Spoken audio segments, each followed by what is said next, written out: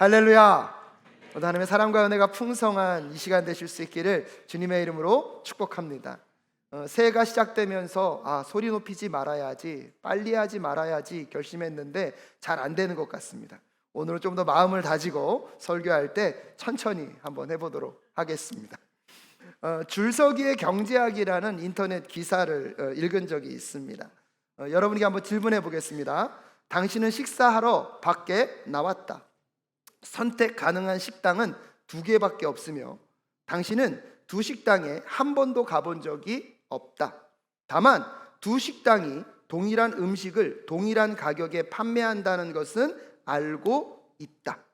한 식당에는 대기자가 한 명도 없고 다른 식당에는 식당 문 앞에 대기자가 서 있다. 그러면 여러분 어떤 식당으로 가시겠습니까? 여기서 말하는 바는 뭐냐면 줄 서 있는 식당과 줄이 없는 식당을 선택할 때 사람들 안에 선호도가 있다는 것입니다. 효율성을 중요하게 생각하는 사람은 줄이 길게 서 있으면 안 가고요, 질이 없는 곳으로 가고요. 하지만 나는 맛있고 뭔가 좋은 것을 가고 싶은 사람들은 어디 식당을 갈까요? 줄 서는 식당을 간다는 거예요. 그래서 이 줄 서는 경제학에서 이런 얘기를 합니다. 맛이 보증된 프랜차이즈 식당들은요, 일부러 식당 안에 대기하는 좌석을 만들어 놓는다고 합니다. 왜냐하면 안에서 앉아있게 하고 밖에서 줄 서는 길을 짧게 하는 거예요. 그러니까 우리 식당은 맛은 보증돼 있으니까 뭐를 적게 씁니다? 줄을 적게 선다는 거예요. 근데 어떤 식당들은요, 일부러 바깥에다가 앉는 의자를 배치해 놓는다고 합니다. 이건 무슨 뜻이냐면 지금은 손님이 없지만 원래 우리 집은 대기자가 이렇게 많은 식당입니다. 그래서요, 앉는 좌석을 안쪽으로 만들어 놓은 것은 효율성, 우리 식당은 오래 기다리지 되지 않아도 하는 것을 강조하고 있고요, 바깥에다가 의자를 놓은 식당은 우리 식당은 어떤 집이라고요? 맛있는 집이라는 것을 강조하고 싶다는 것입니다. 요즘은요, 맛집의 트렌드는요, 줄을 서는 식당입니다. 여러분 1부 때도 투표를 했거든요. 2부 때도 투표를 하겠습니다. 여러분이 식당을 갔는데 길이 줄게 서 있습니다. 그러면 나는 기다려서 먹는다는 파와 바로 다른 식당을 찾아간다는 파 투표를 하도록 하겠습니다. 길이 줄게 서 있습니다. 나는 기다려서 먹는다. 나는 다른 식당을 찾아간다. 압도적이시네요. 1부와 2부가 똑같습니다. 이 점은 우리 사랑교회는 효율성을 중요하게 하는 교회라는 것이 어느 정도 드러난 것 같습니다. 그래서 어떨 때는요, 연인들끼리 갔다가 싸웁니다. 기다리자와 딴 식당을 찾자는 파워. 근데 여러분, 오늘날은요, 식당의 길이 줄게 늘어선 것은 그 집이 유명하고 맛집이라는 것입니다. 가끔씩 기다려서 줄을 서다 보면은요, 또 여러 가지의 모습들을 살펴보게 되어 있는데요, 제가 줄게 길을 서면서 한번 관찰해 보니까 기다림에도 여러 가지 유형들이 있더라고요. 첫 번째는요, 얌체파들이 있습니다. 자기는 줄 안 서고요, 다른 사람 줄 서게 해요. 그 다음에 식당 들어갈 쯤 돼서 딱 조인해서 들어가는 사람들이 있습니다. 두 번째 유형은요, 학구파가 있습니다. 기다리는 동안에 이 식당의 주요 메뉴가 무엇이고 어떻게 주문하면 맛있는지를 연구하고 공부해서 가자마자 그 연구한 대로 음식을 주문하는 분들이 있습니다. 세 번째는요, 제일 많은 사람들인데요, 유튜브파가 있습니다. 그냥 시간 때울 때는 뭐가 최고라고요? 유튜브, 그것만 시청하는 분들이 있고요. 네 번째 파는요, 엔조이파요. 뭐가 그렇게 좋은지 희낙낙거리면서 이야기하고 주변 사람과 대화하고 거기서 여러 가지를 묻는 오지랖을 또 우리가 볼 수가 있습니다. 특별히 가장 문제인 분은 마지막 분인데요, 투덜이파가 있습니다. 기다리는 내내 이렇게까지 해서 먹어야 돼? 이렇게 기다려야 돼? 이게 맞는 거야? 근데 이런 분들이요, 식당에 들어가면 제일 많이 먹습니다. 여러분은 어떤 유형의 사람들이십니까? 오늘 우리는 무언가를 기다린다는 걸 이야기할 때 오늘날 이 시대는요, 기다림은 비효율적이고 기다림은 부정적인 것만으로 인식되는 시간들을 살아가고 있습니다. 하지만 때때로요, 하나님은요, 하나님의 사람들을 기다리게 하신다는 사실을 여러분은 알고 계십니까? 지난주에 예수님께서 부활하시고 40일 동안 제자들과 함께 하시면서 하나님의 나라를 가르쳐 주셨습니다. 그러면서 그들에게 뭐라고 말씀하셨습니까? 너희는 예루살렘에 머물러라. 왜냐하면 누구를 보내주실 것이기 때문입니까? 성령을 보내주시겠다. 그 말씀을 듣고 제자들이 오늘 11절 말씀에 보니까요, 그 산에서 내려왔습니다. 12절 말씀 함께 읽겠습니다. 시작. 그리고 나서 그들은 올리브산이라고 하는 산에서 예루살렘으로 돌아왔다. 그 산은 예루살렘에서 가까워서 안식일에도 걸을 수 있는 거리에 있다라고 이야기하면서 이 올리브산은 어디서 가까웠다고요? 예루살렘에서 가까웠다는 거예요. 근데 가까운 게 얼마큼 가까웠는지를요, 누가는 의도적으로 설명해 주고 있는데, 안식일에도 뭐 할 수 있는 거리라고요? 걸어갈 수 있는 거예요. 그러니까 유대인의 율법상으로 보면 그 당시 안식일에 최대로 걸을 수 있는 걸음이요 2000보였습니다. 그러니까 2000보까지 걷는 거는 율법에 잘 지키는 건데 2000보를 넘어가면 율법을 뭐 하는 거예요? 어기는 거예요. 그래서 안식일에도 걸을 수 있는 거리란 뜻은 그 산과 예루살렘의 거리가 어느 정도요? 2000보의 거리라는 거예요. 약 1km, 한 15분 정도 걸어서 닿을 수 있는 거리였다는 것입니다. 생각보다 예루살렘에 지금 예수님의 승천을 바라봤던 그 산이 멀리 있지 않은 것을 알 수가 있습니다. 이 사람들은 다시 돌아와서요, 이제 그들이 흩어진 것이 아니라 다락방에 모여서 이제 무엇을 기다리고 있습니까? 성령을 기다리고 있습니다. 그런데 오늘 누가는요, 그 모여있는 사람들의 구성원이 어떻게 되어 있는지를 13절과 14절에서 이렇게 소개하고 있습니다. 함께 읽을까요? 시작. 성 안으로 돌아와서 자기들이 묵고 있는 다락방으로 올라갔다. 이 사람들은 베드로와 요한과 야고보와 안드레와 빌립과 도마와 바돌로메와 마테와 알페오의 아들 야고보와 열심당원 시몬과 야고보의 아들 유다와, 이들은 모두 여자들과 예수의 어머니 마리아와 예수의 동생들과 함께 한 마음으로 기도에 힘썼다라고 이야기하면서 120여 명의 사람들의 구성원들에 대한 내용들을 소개시켜주고 있습니다.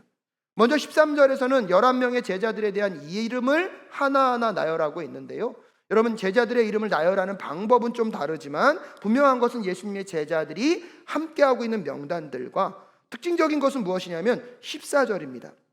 그 제자들과 함께 누가 있습니까? 여자들이 있고요, 그 여자들 중에서는 특별히 예수의 어머니도 있고, 그 다음에 누가 있습니까? 예수의 동생들이 있다는 것입니다. 여러분, 저는 이것이 굉장히 특징적으로 느껴졌던 게, 예수님이 공생이 하는 기간 동안에 예수님의 가족들은 예수님을 메시아로 받아들였습니까? 받아들이지 않았습니까? 받아들이지 않았습니다. 마가복음 3장 21절에 이런 말씀이 있습니다. 마가복음 3장 21절 함께 읽겠습니다. 시작. 예수의 가족들이 예수가 미쳤다는 소문을 듣고서 그를 붙잡으러 나섰다라고 얘기하고 있습니다. 오히려 가족들은 누가 미쳤다고요? 예수가 미쳤다고 생각했습니다. 그래서 예수님의 공생의 기간 동안에 가족이 하나 된 것이 아니라 오히려 가족이 깨어져 있었습니다. 근데 놀라운 것은 예수의 부활을 제자들도 보았고, 지금 누구도 경험한 것입니까? 예수의 형제들도 경험했습니다. 그 부활을 통하여서 여러분, 그 예수의 형제들은 우리는 미쳤다고 생각했는데 우리의 형인 그 예수가 메시아인 줄을 믿게 되었습니다. 그래서 그 예수님의 말씀처럼 성령을 너에게 보내줄 테니 예루살렘에 머물러 있으라는 그 말씀에 순종하는 그 공동체 안에 예수의 어머니 마리아와 함께 예수의 형제들이 포함되어 있었습니다. 여러분, 이것은 무엇을 의미합니까? 여러분, 예수님의 부활을 경험하게 되자 깨어진 가족도 하나됨의 회복의 역사가 있게 되었습니다. 사랑하는 여러분, 예수의 부활의 능력은 오늘도 무너지고 넘어진 자들을 회복시키시는 줄로 믿습니다. 예수의 부활의 능력은 깨어진 관계도 회복되는 줄로 믿습니다. 이번 한 주 동안 여러분의 가정 가운데 그 부활의 예수가 경험될 수 있기를 주님의 이름으로 축복합니다.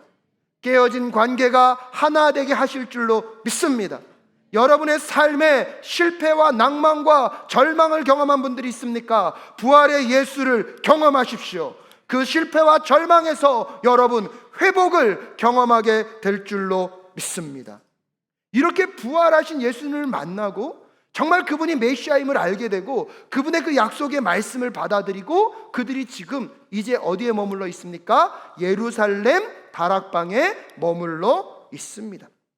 그러면서 그들은 지금 누구를 기다리고 있습니까? 성령을 기다리고 있습니다. 여러분, 여기서 저는 질문이 하나 듭니다. 하나님은 왜 그들을 기다리게 하셨을까? 여러분, 하나님은요, 오늘도 그분이 계획하신 것, 그분이 뜻하신 것을요, 지금 당장 이루실 수 있을까요? 없을까요? 있어요. 그런 능력이 있으세요.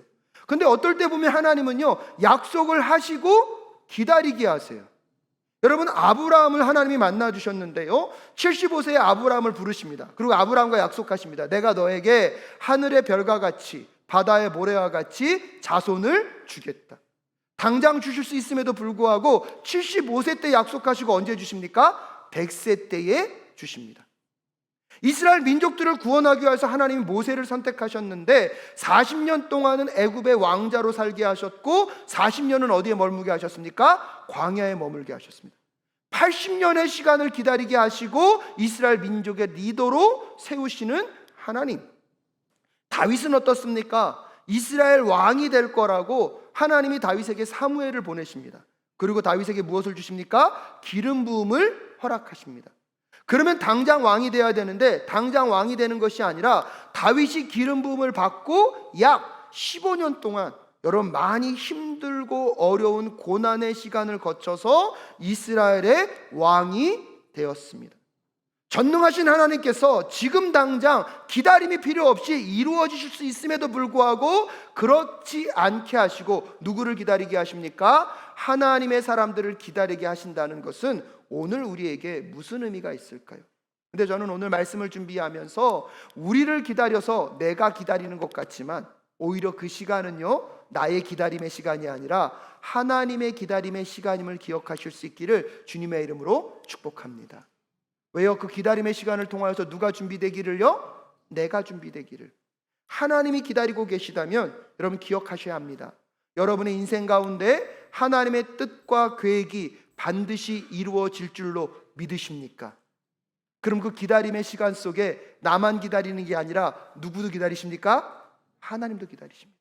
그렇다면 그 기다림의 시간을 무엇으로 채워야 할지를 고민하는 오늘 이 시간 되실 수 있기를 주님의 이름으로 축복합니다. 하나님은 하나님의 계획과 뜻을 이루십니까? 이루시지 않으십니까? 이루신다니까요. 근데 그런 분들 있잖아요. 그러니까 뭐 내가 아무것도 안 해도 어떻게 하든 되겠지. 이것은 하나님의 사람의 태도가 아닙니다. 이루어짐을 믿는다면 그 기다림의 시간 속에서 우리가 그 기다림의 시간을 무엇으로 채워야 할지를 여러분 오늘 사도행전을 통하여서 함께 묵상하시는 시간이 되실 수 있기를 바랍니다. 첫 번째로요, 기다림의 시간은요, 기도로 채워야 합니다. 무엇이라고요? 기다림의 시간을 무엇으로 채운다고요? 기도로 채우셔야 합니다. 그럼 14절 말씀 다시 한번 읽겠습니다. 시작. 이들은 모두 여자들과 예수의 어머니 마리아와 예수와 동생들과 함께 한 마음으로 기도에 힘썼다라고 이야기하면서 그들이 모여서 무엇했다는 것입니까? 기도했다는 것을 강조하고 있습니다. 사랑하는 여러분, 기도는 언제 해야 되는 걸까요? 여러분은 언제 기도하십니까? 인생의 위기, 어려움이 찾아왔을 때, 내일 당장 시험이 있어요. 그때도 기도해야죠. 내일 새로운 미팅이 잡혀 있어요. 뭐 해야 됩니까? 기도 안 하십니까? 기도해야죠. 그럼 기도한다는 것은 여러분 중요한 일입니다. 기도한다는 것은 전적으로 누구를 의지한다는 것입니까? 하나님을 의지한다는 것입니다. 기도한다는 것은 하나님의 아니면 이것은 이룰 수 없다는 낮아짐의 표현입니다. 하지만 여러분, 기도는요, 긴급하고 어렵고 위기 가운데만 하는 것이 아니라 여러분, 하나님의 뜻이 드러났을 때 우리는 더 기도하는 사람이 되어야 할 줄로 믿습니다. 그래서 부흥의 사도행전이라는 책에서는요, 이렇게 얘기합니다. 기도는 아주 적극적인 기다림입니다. 기도는 가장 적극적인 자기 부정의 표현이기 때문입니다. 내가 죽고 주께서 내 안에 사시도록 요청하는 것, 내 자원으로는 해낼 수 있는 것이 없음을 인정하는 마음에 관한 그것이 기도이기 때문입니다. 가장 소극적이면서도 가장 적극적인 순종의 표현이요, 가장 수동적이면서도 하나님의 뜻에 대한 가장 능동적인 수용의 표현이 기도입니다. 성령을 주신다고 했으니 가만히 앉아 있기만 하면 된다고 생각하는 것은 잘못입니다. 기도는 바로 그때 하는 것입니다. 하나님의 뜻이 분명해졌을 때, 하나님의 약속이 이루어졌을 때, 그때부터 가장 잘할 수 있는 것이 기도입니다. 기도는 하나님의 뜻이 나의 순종을 통해서 이 땅에서 이루어지도록 비는 일이기 때문입니다 라고 소개하고 있습니다. 여러분, 마태복음 6장 7절과 8절에 보면요, 이런 말씀이 있습니다. 우리 한번 읽어볼까요? 시작. 기도할 때에 이방 사람들처럼 빈말을 되풀이하지 말아라. 그들은 말을 많이 하여야만 들어주시는 줄로 생각한다. 그러므로 그들을 본받지 말아라. 하나님 너희 아버지께서는 너희가 구하기 전에 너희에게 필요한 것이 무엇인지를 알고 계신다. 여러분, 말씀을 띄어나 보십시오. 오늘 이 본문 말씀에 보면 뭐라고 얘기하고 있습니까? 너희가 구하기 전에 너희에게 필요한 것이 무엇인지를 하나님이 뭐 한다고요? 여러분, 이 구절 때문에요, 기도하자는 말에 힘이 없어요. 어떤 분들은 묻습니다. 아니 목사님, 이미 우리의 필요를 다 알고 계신다면서요. 그럼 기도할 필요가 있습니까? 없습니까? 대답하기 어려우시죠?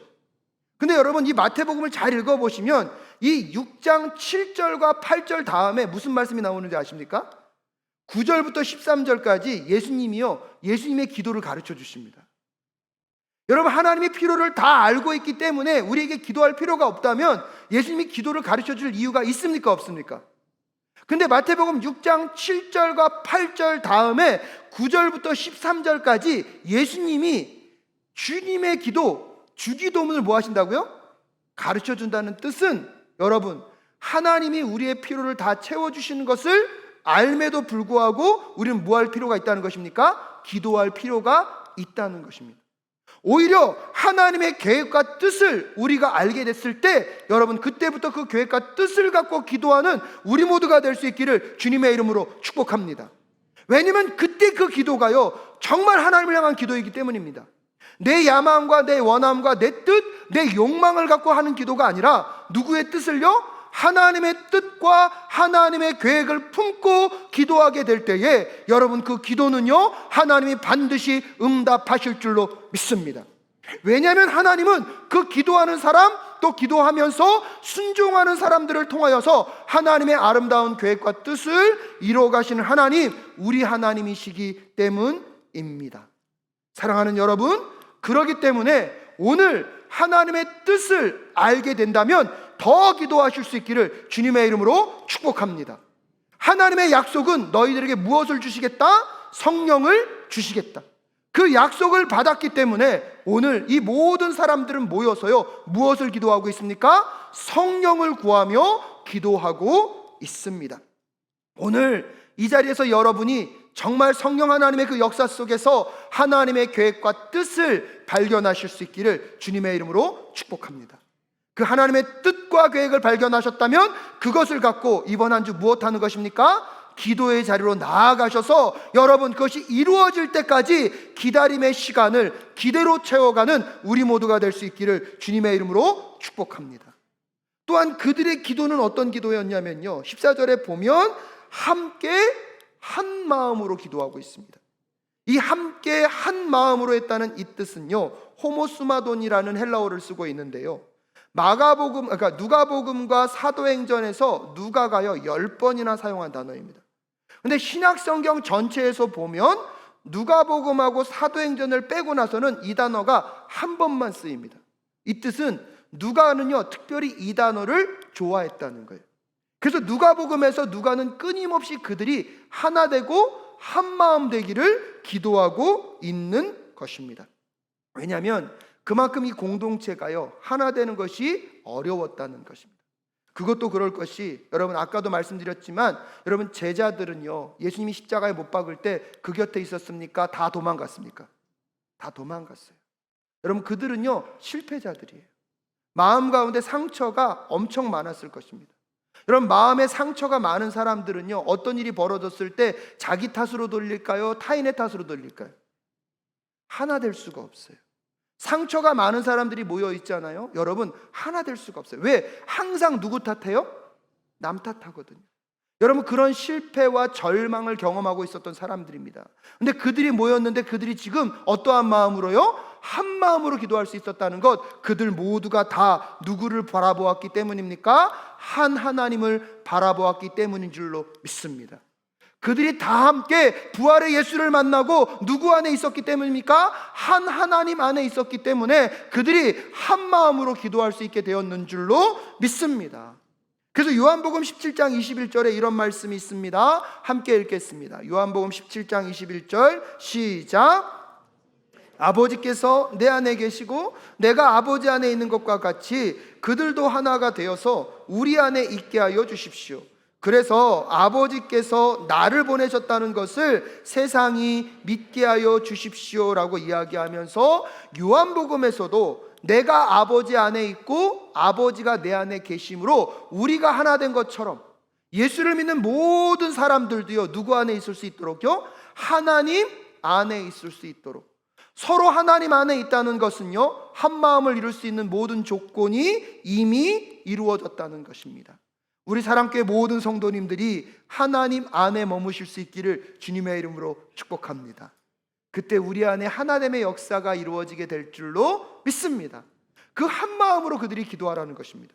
그러면서 한 마음으로 기도했을 뿐만 아니라 마지막에 보면 그들이 기도에 무엇했습니까? 힘썼다는 것입니다.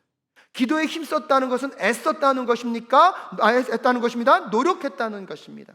특별히 여러분, 그들은요, 각자의 골방에서 기도했습니까? 모여서 기도했습니까? 모여서 기도했습니다. 사랑하는 여러분, 우리 사랑교회는요, 우리의 목표는요, 모이는 것일까요? 흩어지는 것일까요? 아니에요. 제가 잘못 말했네요. 여러분, 다시 할게요. 우리 사랑교회는요, 목적이요, 모이는 것일까요? 흩어지는 것일까요? 네, 흩어지는 거예요. 교회의 존재의 목적은 여러분, 모이는 것에 있지 않아요. 우리의 목적은 어디에 있습니까? 흩어지는 거예요. 온 열방과 땅끝까지 이르러 누구의 증인이 되기 위해서요? 예수 그리스도의 증인이 되기 위해서. 근데 여러분, 흩어지기 위해서 우리는 모이는 교회가 되어야 합니다. 우리가 주일날 이렇게 모여서 함께 예배하고 우리 안에 성령의 임재를 구하며 성령의 충만함을 받아 세상 가운데 나아가서 하나님의 나라를 보여주고 증거하는 증인의 삶을 사실 수 있기를 주님의 이름으로 축복합니다. 우리의 목적은 모이는 것이 아닙니다. 우리의 목적은 흩어지는 것입니다. 하지만 흩어지기 위하여서 우리는 무엇에 힘써야 합니까? 모이는 것에 힘써야 하는 것입니다. 모인 교회로서 매 주일마다 하나님을 뜨겁게 예배하는 예배자들이 되실 수 있기를 주님의 이름으로 축복합니다. 하지만 그 모인 예배자들은요, 다시 삶으로 흩어져서 움직이는 교회로, 여러분, 흩어진 교회로 하나님의 영광을 드러내기 위해서 하나님이 우리를 부르셨습니다. 그렇기 때문에 오늘 이들이 모이기를 힘써 기도했던 것은 거기에만 머물려고 했던 것이 아니라 다시 무엇하기 위하여서요? 흩어지기 위하여서. 하지만 지금 흩어지기 위하여서 우리는 다시 모이는 기도의 시간을 애쓰고 힘쓰는 2024년 되실 수 있기를 간절히 소원합니다. 그래서 여러분, 금요 불러신 기도회 때 오셔서 함께 기도하면서 함께 주님을 부르짖을 수 있었으면 좋겠습니다. 우리가요, 주여 이름 부르짖으면서 기도하는 이유가 뭡니까?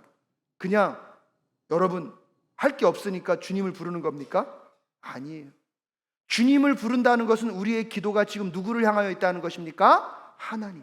우리가 주여를 부르짖으며 우리가 누구 안에 있다는 것입니까? 하나님.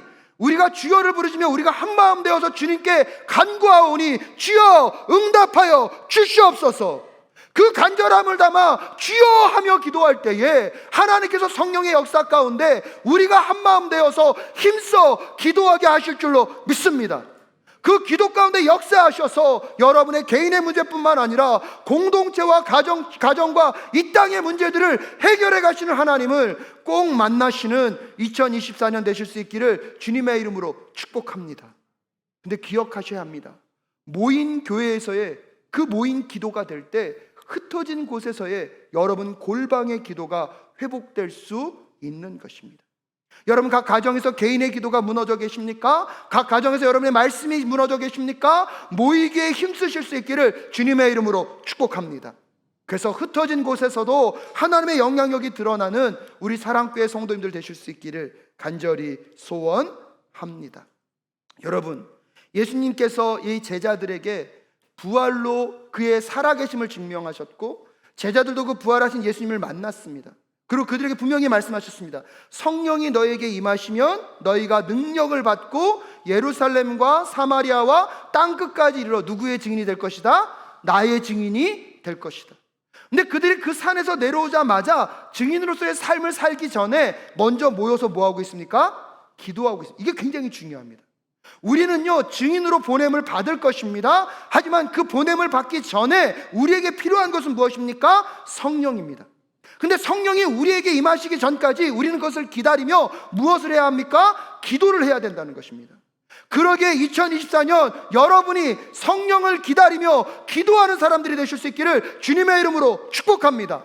매일 주일 예배마다 성령의 임재를 구하며 기도하는 우리가 될 때 그 기도를 통하여서 성령의 임재 속에서 하나님의 증인된 삶으로 나아갈 수 있기 때문입니다.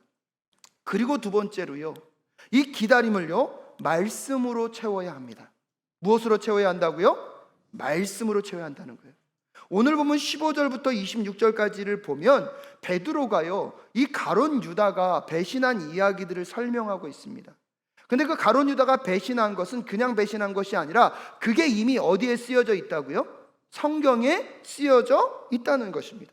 20절 말씀 여러분 함께 읽어볼까요? 시작. 시편에 기록하기를 그의 거처가 폐허가 되게 하시고 그 안에 사는 사람이 없게 하십시오 하였고, 또 말하기를 그의 직분을 다른 사람이 차지하게 해 주십시오 하였습니다 라고 이야기하면서, 여러분 베드로가요, 시편의 말씀 69편 25절과 시편 109편 8절의 말씀을 인용해 가면서 오늘 유다가 배신한 것은 이미 성경에서 예언되어 있었고, 그가 죽고 그 자리가 비게 되는데 이제 그 자리를 다른 누군가로 채우는 것도 성경에 쓰여져 있으니까 성경 말씀을 따라 우리는 한 사람의 사도를 뽑아야 된다라고 설명하고 있습니다.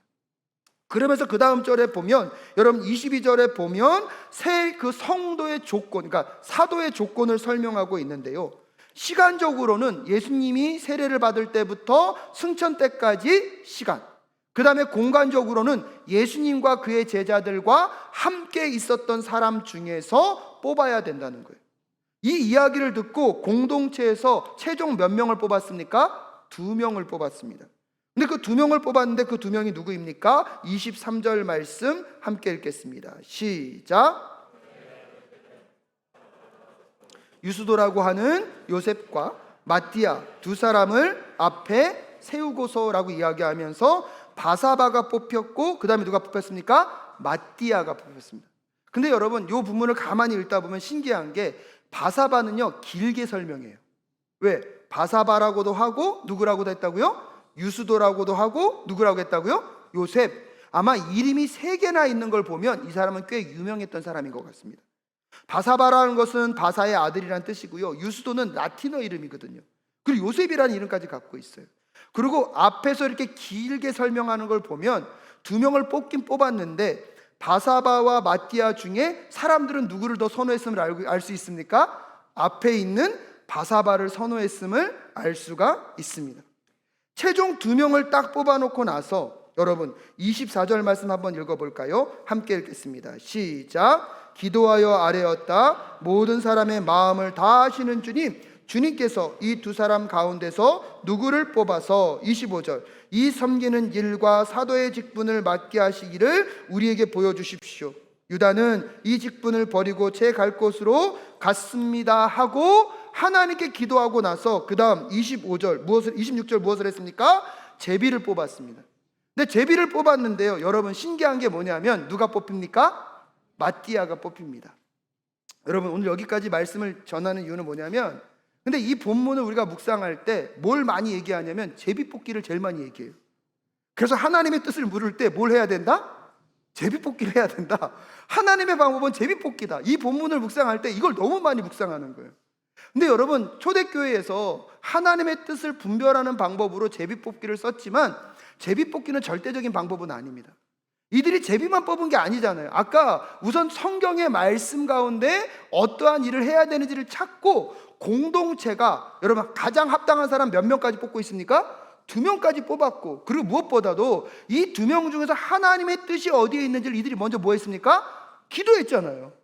기도하고 나서 마지막 선택한 방법이 무엇입니까? 제비뽑기였을 뿐이에요. 근데 어떤 분들은 꼭 그렇게 싸워요. 하나님의 뜻을 물으려면 뭐 해야 된다? 제비 뽑아야 된다. 근데 여러분, 크리소스톰이라는 분은요 그렇게 얘기를 합니다. 성령 강림 이후, 즉 오순절 다락방 사건 이후에는 초대교회에서 제비뽑기를 시행한 흔적을 찾을 수가 없다라고 이야기하고 있습니다.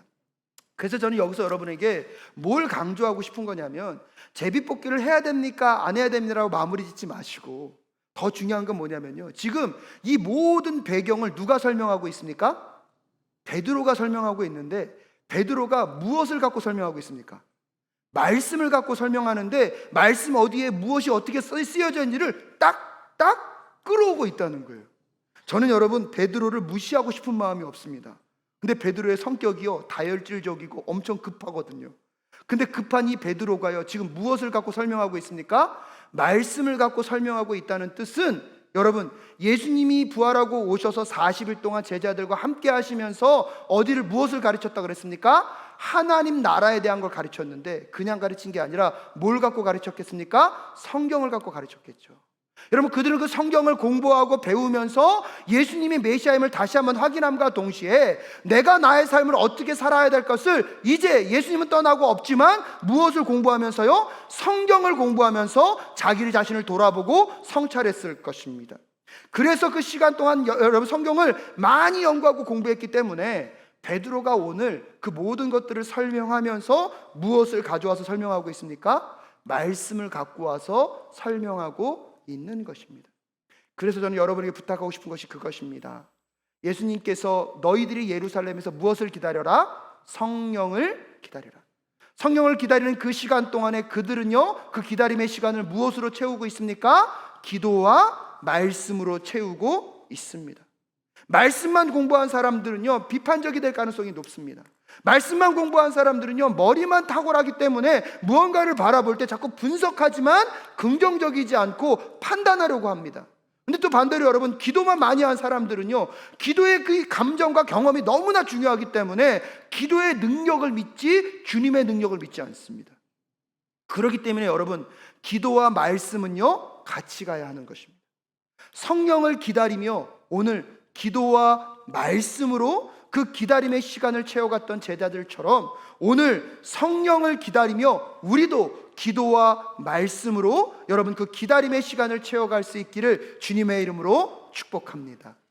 그 성령이 그때에 오실 때에 우리의 기도와 말씀, 순종의 삶 속에 성령의 역사가 여러분의 삶의 새로운 부흥의 역사를 만들어 주실 줄로 믿습니다. 김혜건 목사는 이렇게 얘기합니다. 위로부터 오는 성령의 능력은 억만금을 주고도 살 수 없는 너무나 위대한 선물이다. 성령의 선물은 노력하지 않는 사람에게 택배로 배달되는 수치인 불명의 선물이 아니다. 성령이라는 선물은 누적된 순종을 바친 사람에게 배달되는 믿음의 선물이다.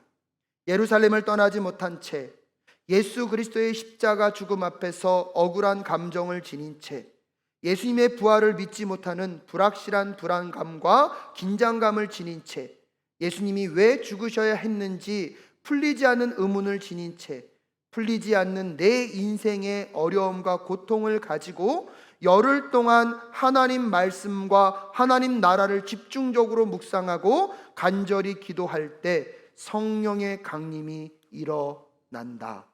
할렐루야. 사랑하는 여러분, 지금 하나님의 공동체는요 성령을 기다려야 합니다. 우리는 성령을 기다려야 합니다. 하지만 그 기다림의 시간을 또한 말씀과 기도로 채워가며 그 성령이 임하였을 때 초대교회에 일어났던 그 놀라운 부흥의 역사가 우리 사랑교회와 여러분 각자의 삶 속에 일어날 수 있기를 주님의 이름으로 축복합니다. 이번 한 주 성령을 기다리며 여러분 기다림의 시간을 무엇으로요? 기도와 말씀으로 채워가는 이 한 주 되실 수 있기를 주님의 이름으로 축복합니다.